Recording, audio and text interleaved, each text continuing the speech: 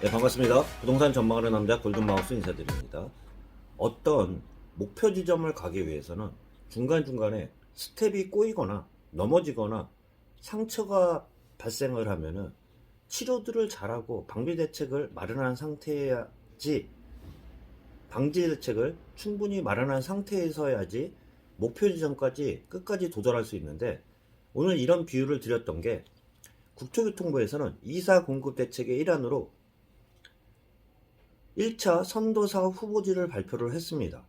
국토교통부 자료를 보면요, 대책 발표 후 1차로 서울 4개구 21곳을 선정 발표했습니다.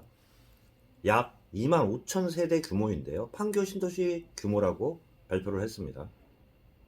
첫 선도 후보지들을 보면요, 금천구, 도봉구, 영등포구, 은평구 등 총 4개곳, 총 21개 지구가 선정이 되었습니다. 공급대책이라는 확대, 서울의 공급대책 목표를 가지고 출발을 했다 그러면 서로 협력하에 가야 되는데, 이번에 국토교통부에서 발표를 했을 때, 처음에서 이사 공급대책을 발표를 했을 때도요, 민간 재개발, 재건축을 민간 업체보다는 공공주도 LH나 SH가 주도가 돼서 사업을 하는 공급대책을 발표하면서, 세부적으로 저도 한번 영상을 올렸는데, 중요한 관점은 공공대책, 공공재개발이라고 할 수 있어요. 민간 재개발보다는.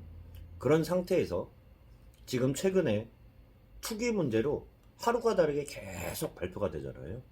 투기 방지책도 마련한다고 이야기를 나누면서, 또한 투기 방지책 중에서도 소급 적용을 하느냐 안 하느냐 갖고도 제가 한번 말씀드린 적이 있어요.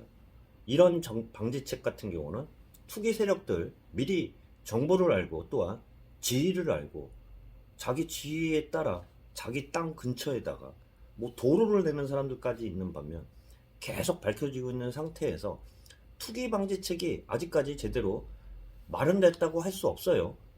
이런 상태에서 지금 기존의 투기자들 같은 경우도 처벌 발표를 어떻게 하겠다고 발표를 했지만 처벌된 사례도 하나도 없습니다. 어떻게 처벌하는지 말만 했지 아직까지 처벌된, 환수한 것도 없고요. 그 상태가 마련되지 않는 상태에서 상처가 가다가 스텝이 꼬이면 또한 그 상태를 살펴보고 치료를 한 상태여야지 목표 지점까지 꾸준히 갈 수 있을 텐데, 이번에 발표한 대책들을 보면 취지는 좋다고 할 수 있지만, 공공재개발이 추진된다는 하에서 말씀드려보면, 이 지역 발표된 금천구, 도봉구, 영등포구, 은평구 이 지역 같은 경우도 투기 세력이 없다고 어떤 사람들이 얘기를 할 수 있겠어요? 합리적인 의심에 따라 이 지역들 같은 경우도 투기 세력들이 분명히 존재를 할 거예요. 이런 신뢰를 회복하고 또한 상처를 치료한 상태여야지만 목표 지점까지 갈 수 있으면서, 또한 공급 대책을 확대하려고 한다면 지금처럼 민간 재개발, 재건축을 축소시킨 상태에서 공공이 주도가 돼가지고 하는 정책들 갖고는 지금 현재 상태에서는 신뢰 회복이 우선이면서 공공 주도로만 갈 수는 없습니다.